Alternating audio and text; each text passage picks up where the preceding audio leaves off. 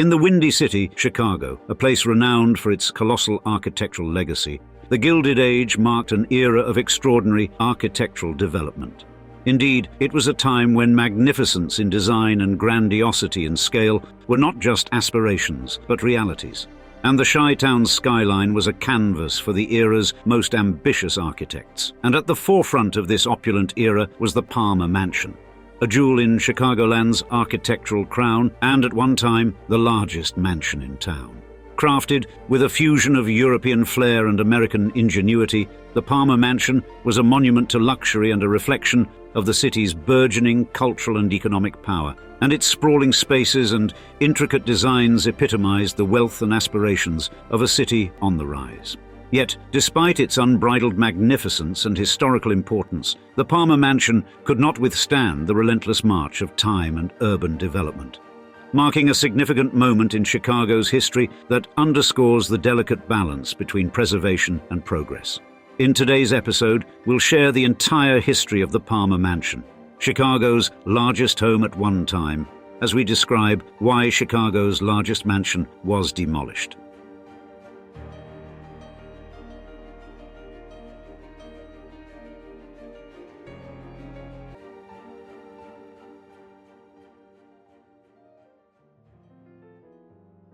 Potter Palmer, a living emblem of entrepreneurial flair and visionary foresight, and the man whose name would come to don today's iconic mansion, originated from Albany County, New York, before venturing into Chicago's dynamic milieu to set up his dry goods enterprise, Potter Palmer and Company, in 1852.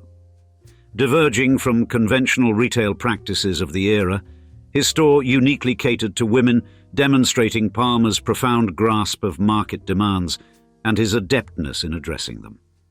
By 1856, Palmer had pioneered a new retail dimension in Chicago with Palmer's Palace.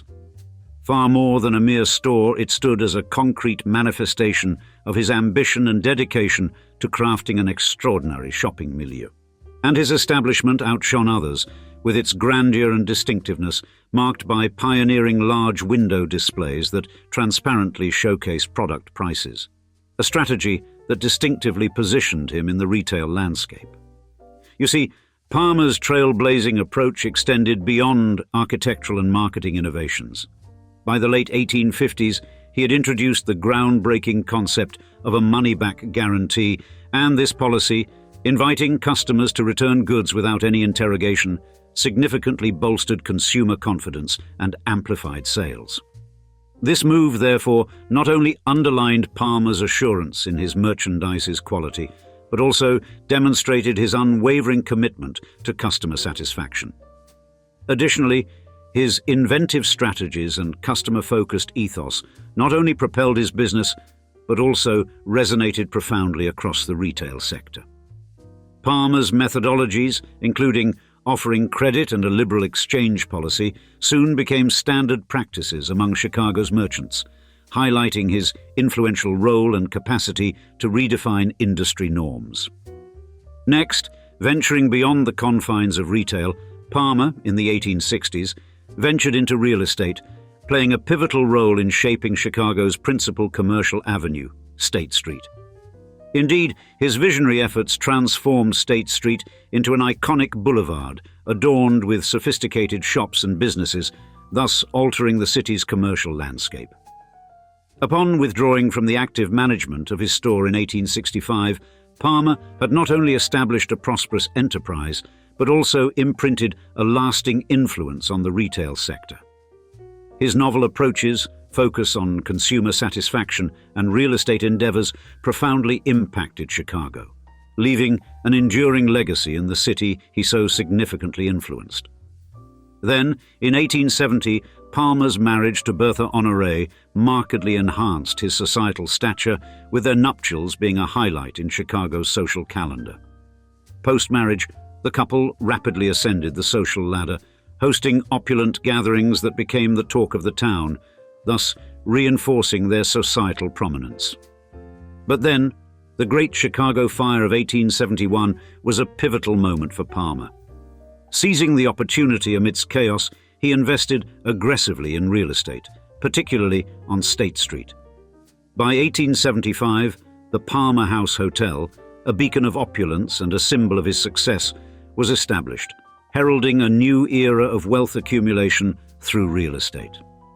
Subsequently, through the 1870s and 1880s, Palmer's fortunes swelled, thanks to strategic real estate investments post-fire. By 1885, his extensive real estate portfolio solidified his position as one of Chicago's wealthiest individuals, enhancing not only his financial stature but also his societal influence. It was within this context that Palmer would decide to create a stone and steel monument to his rags-to-riches tale in the heart of Chicago, a city, even by then, synonymous with legendary architecture and the inevitable march of progress in commerce and creativity.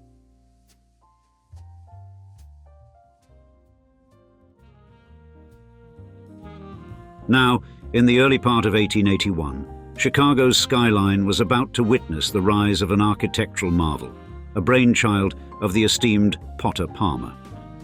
Known for his influential status in both social and business realms, Palmer had already left an indelible mark on the city with the aforementioned Palmer House Hotel. Yet, his aspirations soared higher towards constructing a mansion that would eclipse all in Chicago in terms of both magnitude and grandeur. And this ambition transcended the mere desire for a lavish abode. It was a physical manifestation of his achievements and societal standing. Next, Palmer's quest for an architect capable of bringing his majestic vision to fruition led him to Henry Ives Cobb.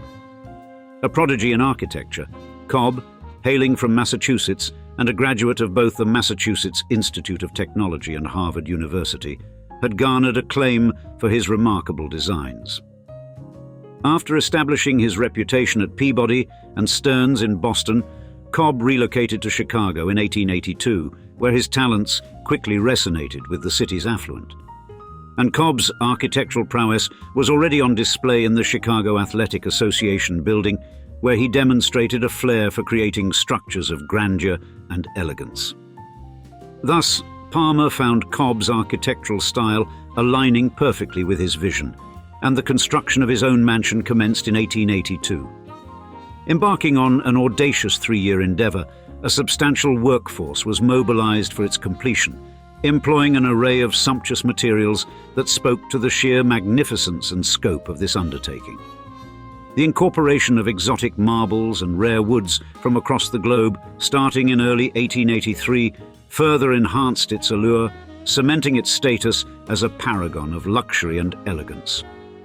While the exterior was completed by the end of 1883, the interior's lavish ornamentation took an additional 2 years to perfect. Situated at 1350 North Lake Shore Drive, a standout feature of the mansion was its state-of-the-art central heating system, a novelty in the 1880s. This system, a marvel of the era's technological advancements, reflected Palmer's commitment to both comfort and modernity. Furthermore, the mansion was envisioned as a sanctuary for Palmer's burgeoning art collection. By the end of 1883, Palmer had begun amassing an assortment of masterpieces, eventually culminating in one of the Midwest's most distinguished art collections, including works by celebrated artists like Claude Monet, Pierre-Auguste Renoir, and Camille Pissarro. More than a mere display of wealth, this collection was a symbol of Palmer's profound appreciation for the arts, intending to meld the concepts of a home and an art gallery. Yet, the mansion's journey to completion was fraught with adversity. Technical hurdles were a constant companion, compounded by the tumultuous economic climate of the era. The Depression of 1882 to 1885, which negatively impacted key industries like iron and steel, undoubtedly influenced the construction. And the panic of 1884, with its resulting credit crunch, turned a recession into a full-blown depression, thus adding layers of complexity to the building process. And financial setbacks also marked the mansion's construction. By mid-1884, expenses had soared well beyond the initial estimate. Such financial escalations are not unusual in high-profile construction ventures, where budgetary excesses loom large. Originally estimated at $90,000, The final cost exceeded $1 million, exemplifying the extent of these overruns. Despite these obstacles, the mansion's construction pressed on, showcasing the unwavering commitment and tenacity of its creators. 1885 would thus mark the completion of the majestic Palmer Mansion, ushering in a significant milestone in Chicago's architectural and social history, and soon it would truly become the talk of a town at its peak.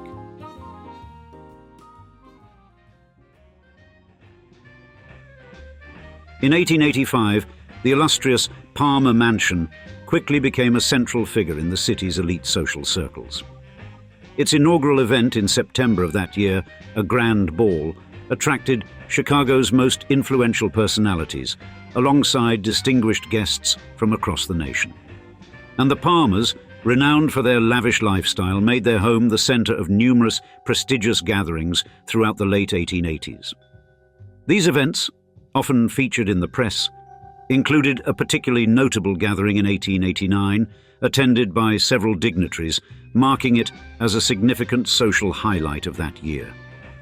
With the arrival of the 1890s, the Palmer Mansion assumed a role beyond a mere social venue. It emerged as an emblem of Chicago's cultural refinement. By 1895, the Palmers' impressive art collection, displayed within the mansion, became a cornerstone of the city's cultural landscape and transformed the residence into a gallery reflecting their exquisite artistic preferences. Furthermore, beyond the arts, the Palmers significantly influenced Chicago's social fabric. By 1896, Bertha Palmer had established herself as a fashion and etiquette icon, profoundly impacting the city's societal norms. Thus, the Palmer Mansion transcended its role as a private residence or event space. It became a cultural and social nexus, mirroring the Palmers' impact on Chicago's high society and culture. From its grand opening to its role as a cultural hub and a trendsetter in social etiquette, the mansion symbolized the Palmers' affluence, taste, and societal prominence. Additionally, its significance was particularly highlighted during the 1893 World's Fair in Chicago, commemorating the 400th anniversary of Columbus's voyage. The mansion became a focal point for entertaining distinguished guests from around the world. However, as the turn of the century descended upon Chicagoland, the Palmer Mansion would witness a dramatic shift in its status and significance.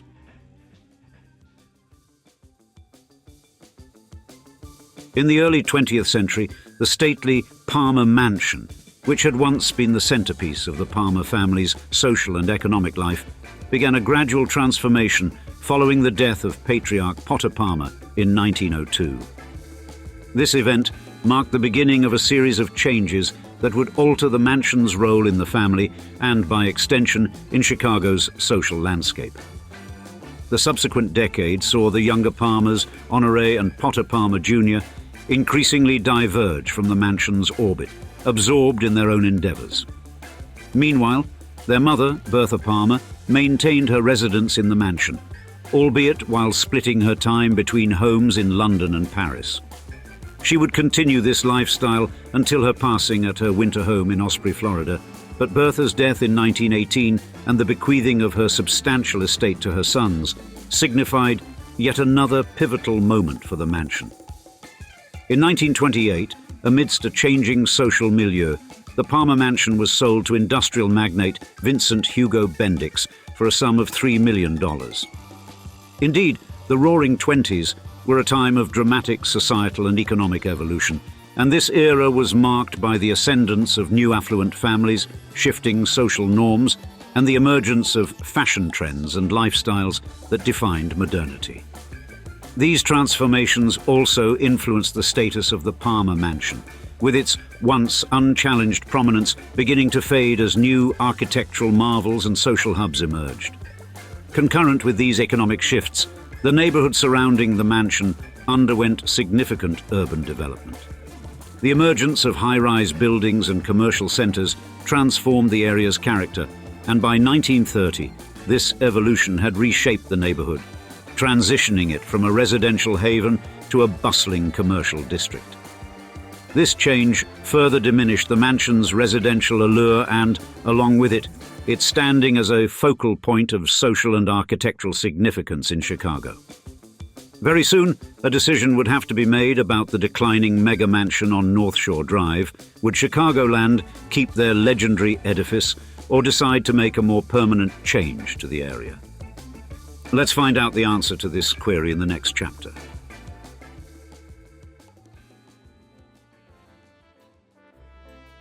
In the first half of 1950, a pivotal decision was made that would indelibly transform Chicago's architectural scene. The Palmer Mansion, an emblematic structure epitomizing the city's affluence and history, was sadly destined for demolition.